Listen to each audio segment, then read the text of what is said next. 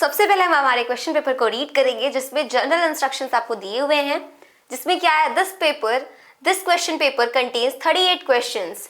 This question paper is divided into 5 sections A, B, C, D and E. In section A, question number 1 to 18 are multiple choice questions, means MCQs, and question number 19 and 20 are assertion reason based questions of 1 mark each. मतलब कि समझ ही गए. उसके बाद क्या है, in section B question number 21 to 25 are very short answer type questions carrying 2 marks each. Okay. In section C, question number 26 to 31 are short answer type questions carrying 3 marks each. In section D, question number 32 to 35 are long answer type questions carrying 5 marks each.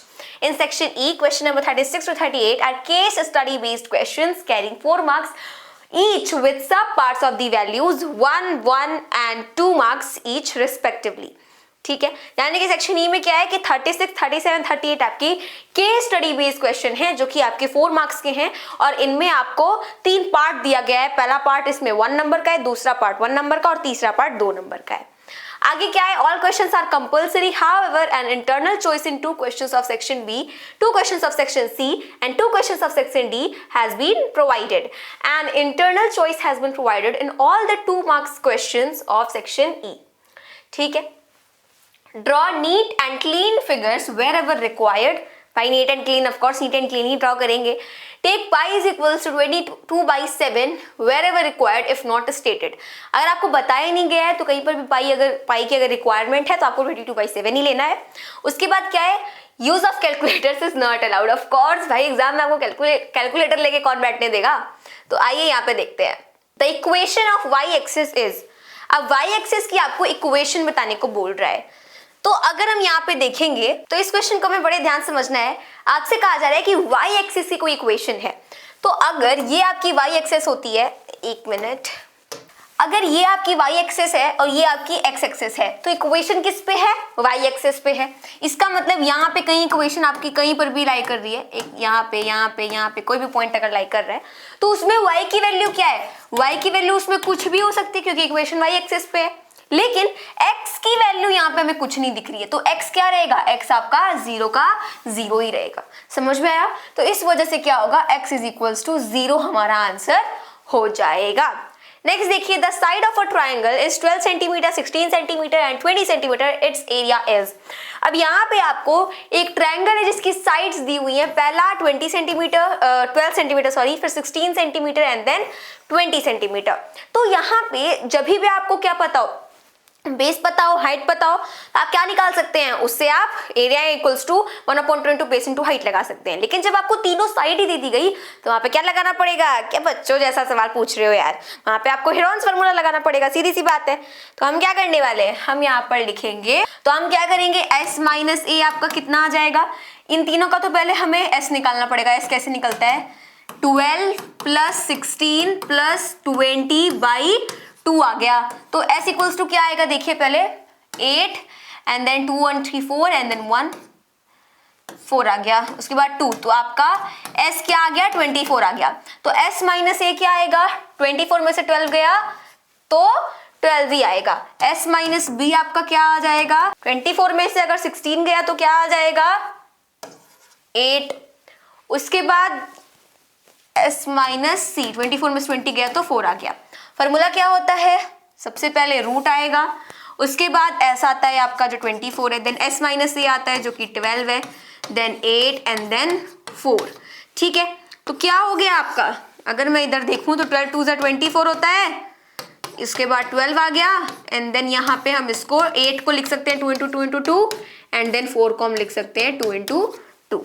तो यहाँ पे देखिए 12 का एक pair बना, तो पहले तो हम 12 को बाहर निकाल लेते हैं. ठीक है. उसके बाद यहाँ पे देखिए 2 का एक पेयर बना तो 2 को भी निकाल लेते हैं. इधर 2 का एक पेयर बना, इधर 2 का एक पेयर बना, मतलब कि 4. तो 12 2 24, ठीक है, 4 2 8 एंड 12 8 जो कितना होता है 96. तो आपका क्या आया, 96 सेंटीमीटर स्क्वायर. तो देखिए वो आपके कौन से ऑप्शन में है, डी ऑप्शन में है. So this will your correct answer. तो यहाँ पे देखिए आपका ये जो सर्कल है उसमें ये है आपका एंगल AOB. ये आपका क्या है, ये है आपका एंगल. ठीक है. ये एंगल जो है उसका मेजर आपको गिवन है विच इज 80 डिग्री. तो मैंने आपको बताया था कि अगर एक सर्कल है नहीं। तो ये एक थ्योरम होता है कि अगर एक सर्कल है और उस सर्कल में अगर ये आपका सेंटर हो गया तो सेंटर पे जो भी एंगल बनता है वो सर्कल पे जो एंगल बनेगा उसका हमेशा डबल होता है। मतलब अगर वहां पे x बन रहा है तो यहाँ पे हमेशा 2x बनता है। तो हमें x की वैल्यू फाइंड करनी है जो कि सर्कल के ऊपर एंगल बन रहा है। तो हम क्या करेंगे, हम यहाँ पे जानते हैं कि x जो है इसका डबल है आपका 80, तो सीधे से क्या करना है 80 का हाफ कर देना है यार, आपको मिलेगा 40। बस 40 सिंपल सा आंसर है। अगर आप 2x इक्वल्स टू 80 करके करते हैं तो x इक्वल्स टू क्या आ जाएगा 40 तो आएगा। तो बेसिकली आपका 40 क्या हो जाएगा आंसर हो जाएगा। नेक्स्ट क्या है, इन the given figure AD is a median of triangle ABC is the mid point of AD, यानी कि ये जो ट्रायंगल है उसमें जो आपका E है वो क्या है, वो आपका ये जो मीडियन है AD उसका मिड पॉइंट है। और क्या बोला जा रहा है, if BE is joint and produce to meet AC, BE जो है अगर इनको ज्वाइन कर दिया जाए एंड इसको प्रोड्यूस किया जाए ताकि ये AC से मिल जाए, कहां पर F पर। मतलब कि बेसिकली ये आपका ट्रायंगल है और ये उसका मीडियन है विच इज AD और ये उसका मिड पॉइंट है विच इज E, और ये जो BE है इसको मिला दिया जाए एंड देन आगे बढ़ा दिया जाए ताकि ये AC को मिल जाए तो वो है F। मतलब एक्सप्लेन करा जा रहा है यार, सिंपल है। तो AF की वैल्यू बतानी है, सीधे से इसकी वैल्यू बताओ भाई। तो इसकी वैल्यू कैसे निकलेगी, तो उसके लिए हमको क्या करना पड़ेगा, आइए देखते हैं। तो अगर कभी भी ये आपका क्या होता है, ये आपका थ्योरम होता है कि अगर आपके पास एक ट्रायंगल है, if you have a triangle, अगर आपके पास एक ट्रायंगल है तो ये जो आपका होगा ना मीडियन, अगर इसके यहाँ पे इसके मिड पॉइंट से अगर आप इसको ऐसे ले जाओ तो ये जो होगा ना इसका मिड पॉइंट ये वहीं पर क्या करेगा इंटरसेक्ट करेगा जा करके। बेसिकली ये जो आपका ट्रायंगल है उसका ये मीडियन है और ये उसका मिड पॉइंट है। तो बेसिकली एक थ्योरम होता है कि अगर किसी भी वर्टेक्स से अगर आप इसके मिड पॉइंट को ऐसे पास करते हैं तो जो आपकी इस ट्रायंगल की साइड होगी वो आपकी क्या होगी ट्राइसेक्ट होगी। बाइसेक्ट मतलब हम सब जानते हैं कि 2 इक्वल पार्ट्स में डिवाइड कर देना, ट्राइसेक्ट मतलब होता है कि 3 इक्वल पार्ट्स में डिवाइड करना। तो वो यहाँ पे एंड देन अगर आप यहाँ से ड्रॉ करते हैं तो ये क्या होगा, ये 3 इक्वल पार्ट्स में डिवाइड हो जाएगा, यानी कि ये ट्राइसेक्ट होगा। तो इसका मतलब अगर ये 3 इक्वल पार्ट्स में तो उसका अगर हम एक पार्ट देखेंगे तो वो क्या होगा 1/3 होगा। एंड यहाँ पे क्या है AC है तो ये आपका क्या होगा AF जो है आपका, दिस इज AF, तो इसका जो 1 पार्ट होगा वो 1/3 होगा। ये भी 1/3, ये भी 1/3 एंड ये भी 1/3। ठीक है, तो उस हिसाब से ये आपका क्या हो जाएगा 1/3 AC। ठीक है, नेक्स्ट क्वेश्चन देखिए क्या आता है, द वैल्यू ऑफ दिस। अब ये है आपका चैप्टर नंबर 1 से, कौन से टॉपिक से, एक्सपोनेंट वाले टॉपिक से। तो यहाँ पे अगर मैं देखूं तो 8 की पावर ये है, 2 की पावर ये है, तो हम क्या कर सकते हैं, पहली बात तो डिवाइड में है तो हम इसको अपॉन में लिख सकते हैं। तो हमने यहाँ पे क्या करा, हमने लिखा 8 की पावर -4/3 एंड देन अपॉन 2 की पावर -2 एंड देन हमने क्या करा कि यहाँ पर लगा दिया 1/2। ओके, लगा दिया। अब अगर मैं देखूं तो 8 को हम क्या लिख सकते हैं, 2 की पावर 3 लिख सकते हैं ना। तो मैंने यहाँ पे क्या करा, मैंने यहाँ पे लिखा 2 की पावर 3 एंड देन मैंने यहाँ पे कर दिया -4/3। उसके बाद नीचे मैंने 2 की पावर -2 ही रहने दिया एंड देन यहाँ पे मैंने कर दिया 1/2। अब देखिए ये वाली जो पावर है वो भी माइनस में, ये वाली पावर भी माइनस में है। तो पहले मैं क्या करूंगी, इसको तो कट कर दूंगी, 3 से 3 कैंसिल आउट हो गया। अब जब ऊपर भी माइनस में नीचे भी माइनस में है तो हम क्या करेंगे, इस वाले माइनस को प्लस करने के लिए रेसिप्रोकल करेंगे तो 2 ऊपर चला जाएगा। अब ये वाला जो 2 है इसके पावर -4 है तो उसको प्लस में करने के लिए हम उस 2 को नीचे लाएंगे, मतलब क्या होगा रेसिप्रोकल हो जाएगा। तो 2 की पावर 2 अपॉन 2 की पावर 4 पॉजिटिव आ जाएगा एंड देन यहाँ पे होगा आपका 1/2। समझ आया। अब इस 2 से ये 2 कट जाएगा, मतलब कि अब ये क्या है, अगर होल में है तो इसका मतलब क्या हुआ कि 2 की पावर 2 एंड देन यहाँ भी 1/2 है अपॉन 2 की पावर 4 यहाँ भी 1/2 है। तो 2 से 2 को काटा तो यहाँ पे क्या आया, ऊपर आ गया 2 एंड नीचे आया 2 की power 2 which comes out to be 2/4। Cancel करेंगे तो 1/2, यानी कि आपका ऑप्शन सी क्या होगा, करेक्ट ऑप्शन हो। नेक्स्ट क्वेश्चन देखिए क्या है कि in the adjoining figure PQ is equals to PR if angle QPR is equals to 48 degree, the value of x is। यहाँ पे क्या बोला जा रहा है कि ये जो आपका PQ है वो इस PR के बराबर है, so you have to find the value of x अगर एंगल QPR 48 डिग्री है तो, यानी कि एंगल QPR क्या है 48 डिग्री है तो आपको x की वैल्यू फाइंड करनी है। अब हमारा एक थ्योरम कहता है, क्या कहता है कि जो एक्सटीरियर एंगल है वो हमेशा इनके ऑपोजिट जो दो इंटीरियर एंगल्स होते हैं ना उनका सम होता है। सम होता है, बिल्कुल होता है। तो उसके लिए हमें यहाँ पे एक चीज देखनी पड़ेगी कि if I have this one, तो ये मेरे पास क्या है। अब उसके लिए या तो मुझे ये वाला एंगल चाहिए या तो ये वाला एंगल चाहिए, तो उसके लिए मुझे ये वाला एंगल चाहिए। ये वाला एंगल कैसे मिलेगा, कैसे मिलेगा? उसके लिए क्या करना पड़ेगा कि मुझे ये वाला एंगल भी फाइंड करना पड़ेगा, तभी तो एंगल सम प्रॉपर्टी लगा के ये भी निकलेगा। लेकिन ये वाला फाइंड करने के लिए मुझे ये वाला चाहिए, तो नहीं हो पा रहा है। तो इसके लिए आपको बताया गया है कि ये दोनों साइड्स इक्वल हैं। अगर ये दोनों साइड्स इक्वल हैं तो क्या होगा, ये जो 48 डिग्री, अब ये साइड्स इक्वल है तो इधर वाला जो एंगल होगा और इधर वाला जो एंगल होगा वो दोनों क्या होंगे, इक्वल होंगे। समझ आई आपको बात? हमेशा जो आपकी आइसोस्केलेस ट्रायंगल का एक थ्योरम है, अगर आपने मेरे एंगल थ्योरम की वीडियो नहीं देखी तो it is very important, description में आपको उसका लिंक मिल जाएगा, वहां जाकर उसे देखिए। मैंने उसमें बताया कि आइसोस्केलेस ट्रायंगल में अगर दो साइड्स इक्वल होते हैं तो उनके जो ऑपोजिट एंगल्स होते हैं ना वो भी इक्वल होते हैं। मतलब अगर ये मेरा y है तो ये भी y होगा, तो इसका मतलब कि ये पता है मुझे ये दोनों सेम ही हैं, तो उस हिसाब से आपके इन दोनों में y की वैल्यू निकल जाएगी। तो हम क्या कर सकते हैं, हम 2y प्लस 48 कर सकते हैं इज इक्वल्स टू 180 डिग्री। तो क्या होगा, y इज इक्वल्स टू 180 में से तो पहले 48 को हम माइनस करने वाले हैं, तो हमें क्या मिलेगा, जब हम 10 में से 8 को माइनस करेंगे we will get 2, and then उसके बाद 7 में से 4 जाएगा तो 3, एंड आगे 1 आ गया 132। देन y इक्वल्स टू क्या होगा, 132/2। तो देखिए 2 6 12 बचा 1, अगेन 2 6 12, तो y की वैल्यू क्या आ गई, 66 डिग्री आ गई। y की वैल्यू 66 डिग्री। अब आगे यहाँ पे देखिए कि ये भी 66 डिग्री हो गया, ये भी 66 डिग्री हो गया। ओके, अब जब ये 66 डिग्री है, ये भी 66 डिग्री है, तो क्या हो गया, तो अब हमें ये एंगल मिल गया। तो इन दोनों को ऐड करके हम x की वैल्यू निकाल लेंगे, क्योंकि x इज इक्वल्स टू क्या होता है, यानी कि जो एक्सटीरियर एंगल होता है ट्रायंगल में वो हमेशा उनके ऑपोजिट जो दो इंटीरियर एंगल होते हैं उनके सम के बराबर होता है। तो मेरे पास 66 प्लस 48 रहेगा, तो इधर मेरे पास 4 आ गया एंड दिस 11, सो 114 डिग्री, यानी कि ऑप्शन बी हमारा करेक्ट ऑप्शन होगा। 11th क्वेश्चन देखिए हमारा क्या है, x is equals to 2, x की वैल्यू बताई गई 2, y is equals to 3 is a solution of the linear equation. अब यहाँ पे ये सारी इक्वेशंस हैं, तो आपको बताना है कि किसका सॉल्यूशन है।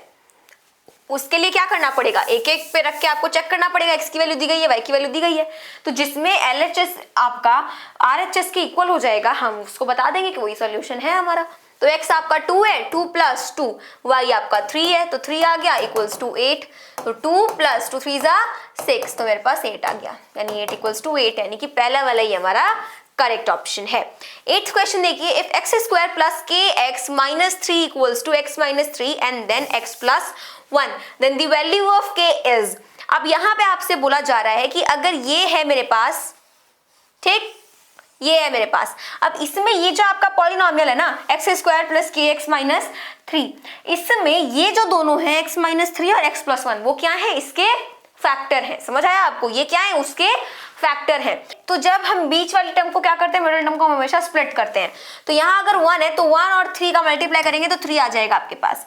अब जो बीच में नंबर होगा हम यहाँ पे देखिए इसको हम इस तरीके से स्प्लिट करेंगे, जैसे 1 into 3 आ गया, तो हम क्या करेंगे, यहाँ पे पहली बात माइनस है तो हम इन दोनों को माइनस करके जो बीच में नंबर होगा वो लाते हैं, ठीक है। तो उसके लिए हमें क्या करना पड़ेगा, जस्ट इसका ऑपोजिट करना पड़ेगा।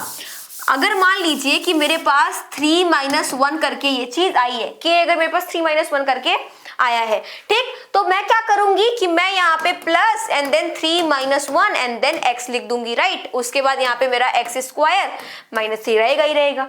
तो वही चीज हमें करनी है, बस हम यहाँ पे जो हमें दिया गया है फैक्टर देखिए वो क्या है, -3 और +1 है। तो हम क्या करेंगे, हम यहाँ पर लिख देंगे X square and then plus, उसके बाद यहाँ पे -3 देन +1, उसके बाद हम यहाँ पे x कर देंगे जो कि है हमारा, उसके बाद -3 आ जाएगा। जब आप इसको यहाँ पे ओपन करते हैं, इनको क्या करना पड़ेगा, इनको सॉल्व करना पड़ेगा अंदर, तो -3 और +1 क्या हो जाता है आपका, -2 हो जाता है, -2 और प्लस आपका -2 हो जाएगा, तो -2x -3, तो क्या वैल्यू आई, -2 वैल्यू आई k की जगह पे। तो इसका मतलब हमारा करेक्ट ऑप्शन -2 होगा, तो -2 will be correct answer. 9th देखिए, the value of 81/16 to the power -3/4 into, अब यहाँ पे ये आपको दिया है, बाप रे, 25/9 to the power -3/2 divided by 5/2 to the power -3। इसकी वैल्यू निकालो भाई। तो पहले क्या करते हैं, इस इनटू वाले को छोड़ते हैं, पहले हम इसको करते हैं, इसको सॉल्व करते हैं। तो मैं क्या करूंगी, मैं यहाँ पे इसको पहले सॉल्व कर रही हूँ। तो 25.9 जिसकी पावर है -3/2, राइट। उसके बाद अपॉन में क्या हो जाएगा, मेरे पास आ जाएगा 5/2 जिसकी पावर है -3। ऑल राइट, बस यही है। तो अब हम क्या कर सकते हैं, हम 25 को लिख सकते हैं 5 की पावर 2 अपॉन 3 को 9 को हम लिख सकते हैं 3 की पावर 2। अब ये होल टू दी पावर क्या है, ये है। तो जब होल है तो ऊपर भी आपकी इसकी पावर -3/2 हो जाएगी और नीचे भी इसकी पावर -3/2 हो जाएगा। सही बात है। उसके बाद अपॉन, अब यहाँ पे क्या है, ये जो 5/2 है इसकी पावर -3 है, उसको हम ऐसे ही रखेंगे, 5/2 उसकी पावर -3। अब इस 2 से ये 2 कट गया, इस 2 से ये 2 कट गया, तो 5 की पावर मतलब 5/3 उसकी पावर आपकी आ गई -3 अपॉन 5/2 उसकी पावर भी आ गई -3। अब क्या होगा कि ये जो है मेरे पास -3 ऊपर भी -3, तो ये दोनों अब पूरा माइनस में है, तो मैं क्या कर दूंगी यहाँ पे 5/2 कर दूंगी, यानी कि इनका रेसिप्रोकल हो जाएगा 5/2 एंड देन 5/3। इन पूरे की पावर में -3 आ जाएगा, आएगा ना। अब क्या होगा कि ये डबल फ्रैक्शन में है तो ये ऊपर जाके मल्टीप्लाई होगा, यानी कि इसका मल्टीप्लाई इसमें, इसका मल्टीप्लाई इसमें, तो 5/2 मल्टीप्लाई बाई 3/5, ये पूरे की पावर में -3 है। 5 से 5 कटा तो मेरे पास 3/2 की पावर आ गई -3। अच्छा, ये सिर्फ हमने इसको सॉल्व किया है, राइट। अभी ये तो बचा ही है, तो मेरे पास 81 है बाई 16 है, उसके बाद -3/4 है, मल्टीप्लाई बाई 3/2 है एंड इधर -3 है। ओके, अब क्या होगा, अब यहाँ पे अगर मैं देखूं तो ये जो 81/16 है, 81 को हम क्या लिख सकते हैं, 3 की पावर 4, तो उसका क्या हो जाएगा -3/4, 4 से 4 कट गया। नीचे हम 16 को 2 की पावर 4 लिख सकते हैं, तो इधर भी 4 से 4 कैंसल आउट हो जाएगा एंड इधर है मेरे पास 3/2 -3। अब यहाँ पे देखिए कि 3 की पावर -3 हो गई, 2 की पावर -3 हो गई, ऊपर नीचे दोनों माइनस माइनस में आ गया, तो हमें इसका रेसिप्रोकल करके पॉजिटिव बनाना पड़ेगा, यानी कि 2/3 है, अब इसकी पावर आपकी -3 हो जाएगी एंड देन इधर आ गया 3/2 की पावर -3। अब इसमें एक गड़बड़ हो गई कि 2/3 इधर आ गया, 3/2 इधर आ गया। अगर दोनों ही 3/2 हो जाते तो क्या बिगड़ जाता, लेकिन ठीक है नहीं हुआ। तो हम क्या करने वाले हैं, अब यहाँ पे हमारा बेस जो है वो क्या है, मतलब पावर क्या है हमारी, सेम है। तो जब पावर सेम है तो हम इन दोनों को मल्टीप्लाई करके लिख सकते हैं, तो 2/3 इंटू क्या हो जाएगा, 3/2 हो जाएगा एंड इस पूरे की पावर -3 हो जाएगी। अब इस 3 से ये 3 कट गया, 2 से 2 कट गया, तो क्या बचा, तो आपकी 1 की पावर -3 आ गई, which comes out to be 1। 1 कैसे आया, क्योंकि हम -3 को 1 की पावर क्या लिख सकते हैं, 1/3 लिख सकते हैं, -3 है तो 1/3 कर सकते हैं ना। तो अब क्या हो जाएगा, अब यहाँ पर अगर मैं देखूँ तो 1 की पावर में 3 लगा करके यहाँ 1/3 कर सकती हूँ, तो 3 से 3 कट जाएगा तो 1 ही आएगा। तो यानी कि आपका ऑप्शन नंबर डी जो कि 1 है वो ही सही होगा। नेक्स्ट क्वेश्चन देखिए आपका क्या है, in triangle ABC which is right angled at B, यानी कि ये एक राइट एंगल ट्राइंगल है इस तरीके से ABC, उसका 90 डिग्री कहाँ पे बन रहा है, B पे बन रहा है। Given that AB is equal to 9 centimeter, AB आपका क्या है, AB है आपका 9 centimeter, AC is equals to 15 centimeter and आपके पास क्या है, DE are the mid points of the side AB and AC। तो AB का मिड पॉइंट क्या है आपका D है एंड AC का मिड पॉइंट आपका E है। अब क्या बोल रहा है कि find the length of BC, तो आपको BC इसकी लेंथ फाइंड करनी है। तो कैसे निकालेंगे, आपके पास ये है, ये है, ये है, मतलब कि हमारे पास क्या है, अगर हमें बेस की वैल्यू फाइंड करनी है, एक minute, D mid points of the side, अच्छा हाँ, तो अगर हमें क्या करना है, अगर हमें BC की वैल्यू निकालनी है तो हम उसको पाइथागोरस थ्योरम से निकाल सकते हैं। हमारे पास क्या होता है, हाइपोटेनस का square is equals to perpendicular का स्क्वायर प्लस बेस का स्क्वायर। कंफ्यूज करने के लिए आपको ये बता दिया है कि मिड पॉइंट है, उससे कोई फर्क नहीं पड़ता। अब मेरे पास हाइपोटेनस क्या है, 15 है, 15 का स्क्वायर प्लस परपेंडिकुलर मेरे पास 9 है, 9 का स्क्वायर प्लस बेस मुझे नहीं पता तो बेस का स्क्वायर। अब यहाँ पे इसका स्क्वायर होता है 22 एंड देन 5, उसके बाद -81 आ जाएगा, -81 इज इक्वल्स टू B का स्क्वायर। तो B इक्वल्स टू क्या हो जाएगा, 5 में से 1 गया 4, 12 में से 8 जाएगा, 12 में से 8 गया, सो यू विल गेट 4, ठीक है। उसके बाद इधर बचा 1 एंड देन रूट लग जाएगा, तो मेरे पास क्या आ गया 12 सेंटीमीटर, यानी कि आपका ऑप्शन नंबर सी क्या होगा, करेक्ट ऑप्शन होगा। नेक्स्ट देखिए, the decimal representation of a rational number is. अब मैंने आपको जैसे कि कई सारी वीडियोस में बताया है कि अगर आपके पास रेशनल नंबर है तो उसकी होने की क्या मतलब उसकी होने की क्या पॉसिबिलिटीज होती हैं कि या तो वो आपका डेसिमल टर्मिनेटिंग होगा, या तो अगर वो नॉन टर्मिनेटिंग है तो रिपीटिंग होगा। ऐसा नहीं हो सकता कि अगर वो टर्मिनेट नहीं हो रहा है तो कभी खत्म ही ना हो, नहीं। रेशनल कब वो होगा, जब या तो वो टर्मिनेट हो जाए तब तो हो ही जाएगा, या फिर कब वो होगा जब वो टर्मिनेट नहीं हो रहा है लेकिन फिर भी वो रिपीट करता जा रहा है। मतलब दो ही कंडीशन है, टर्मिनेटिंग, नॉन टर्मिनेटिंग, रिपीटिंग, ठीक है। तो यहाँ पे क्या लिखा है आपका, आइदर टर्मिनेटिंग और रिपीटिंग, तो ये आपका सी वाला करेक्ट आंसर होगा। Always terminating, always non terminating, always non terminating में नहीं आएगा क्योंकि टर्मिनेटिंग भी होते हैं रेशनल। आइदर टर्मिनेटिंग और नॉन रिपीटिंग, ये आपका इररेशनल की कैटेगरी में आता है। आइए नेक्स्ट क्वेश्चन देखते हैं, which of the following point lie on line y is equals to 3x minus 4।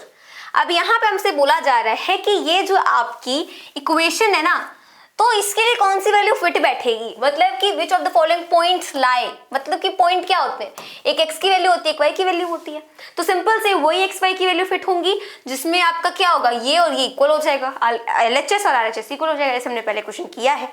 तो चलिए पहला वाला रख के देखते हैं जो कि है 2। तो अगर मैंने यहाँ पे 2 रखा जो कि मेरी y की वैल्यू है, ये 2 रख दिया। उसके बाद 3x की वैल्यू भी 2 ही है तो वो मैंने 2 रख दिया। उसके बाद -4 क्या आ जाएगा, 2 इक्वल्स टू आपका 3 2 6 एंड 6 माइनस 4, तो 2 इक्वल्स टू 4, यानी कि पहला वाला ये आपका करेक्ट ऑप्शन है। नेक्स्ट क्वेश्चन देखिए क्या है, OP is parallel to RS, this is OP जो कि आपके RS के पैरेलल है। OPQ यानी कि ये आपका 110 डिग्री है, QRS आपका 130 डिग्री है, तो आपको PQR की वैल्यू निकालनी है जो कि ये है। तो ये आपके लाइन्स एंड एंगल्स वाले चैप्टर से है।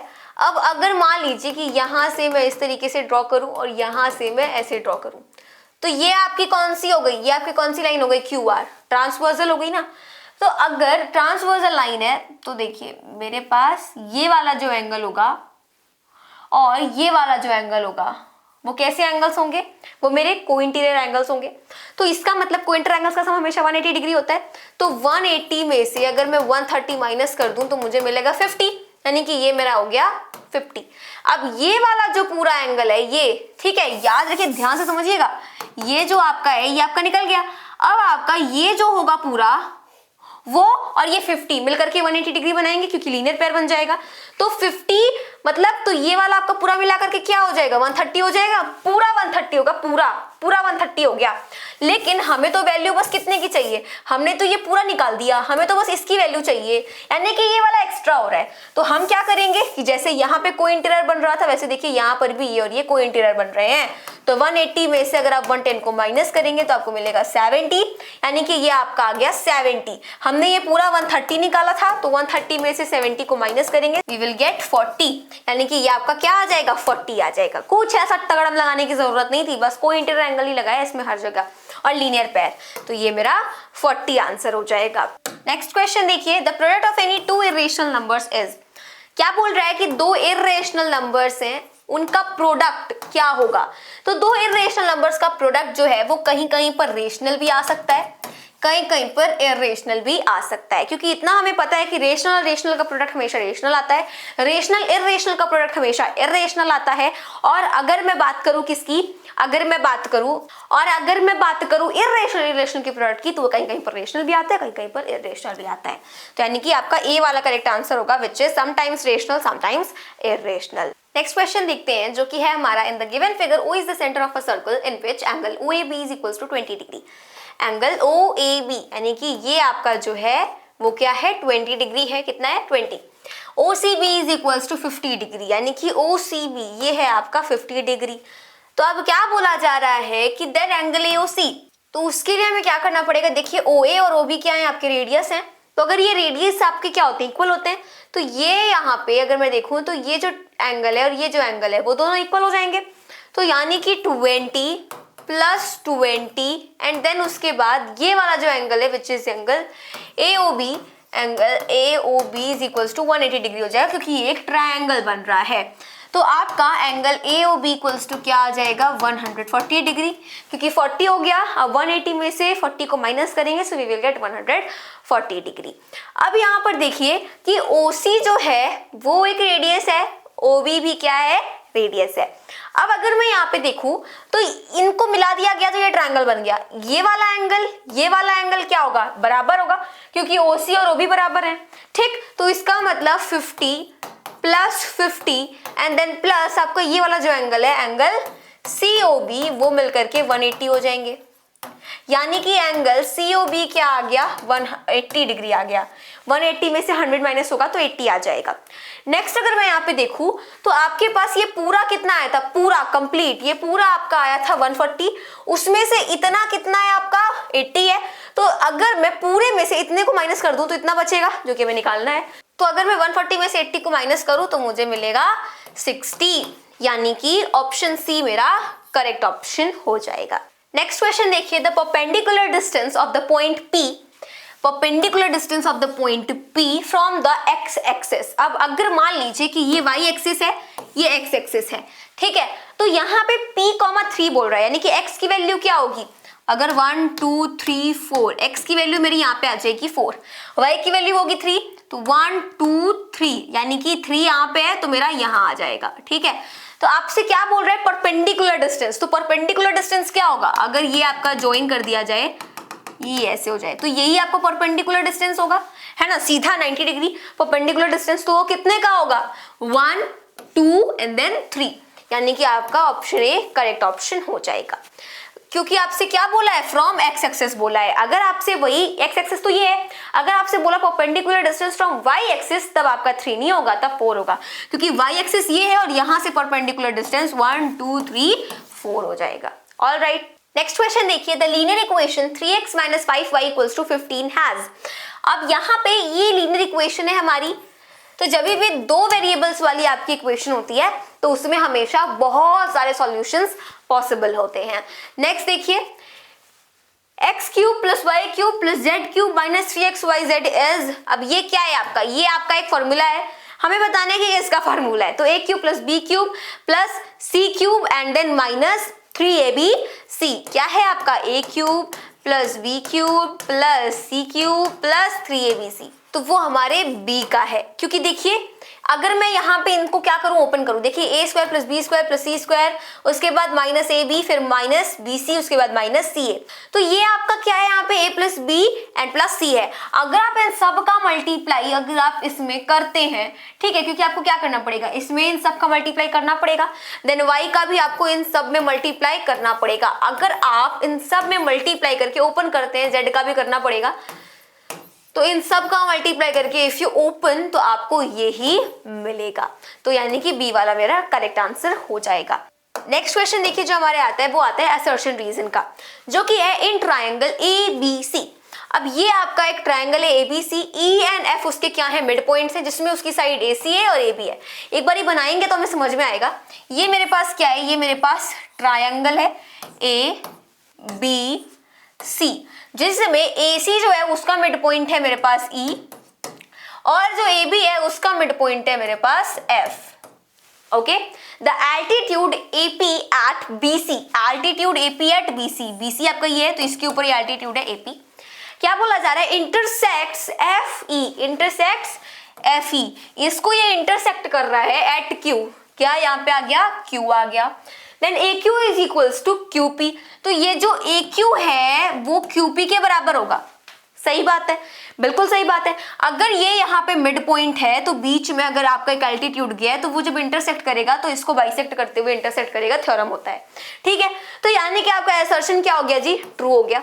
रीजन क्या बताया जा रहा है कि Q जो है वो AP का मिड पॉइंट है, Q जो है वो AP का मिड पॉइंट है, ये रीजन बताया जा रहा है, Q AP का मिड पॉइंट है।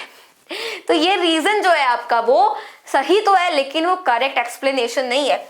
AP का मिड पॉइंट Q तो है, लेकिन AQ और QP बराबर हैं, उसका ये सही एक्सप्लेनेशन नहीं है। मतलब है तो मैं मान लूंगी, लेकिन कि ये सही एक्सप्लेनेशन नहीं है कि आपका AQ और QP इसलिए बराबर है क्योंकि Q उसका मिड पॉइंट है। नहीं, अगर यहाँ पे मैंने मिड पॉइंट लिया और यहाँ पर भी मिड पॉइंट लिया, दोनों को मीट करा, तो जो बीच में एल्टीट्यूड आएगा उसको भी वो बाइसेक्ट कर देगा, ये सही रीजन है। तो उस हिसाब से बी वाला करेक्ट आंसर होगा कि ए और आर दोनों सही है, लेकिन आर जो है मेरा वो सही एक्सप्लेनेशन नहीं है। ये गलत नहीं है, सही है, लेकिन सही एक्सप्लेनेशन नहीं है।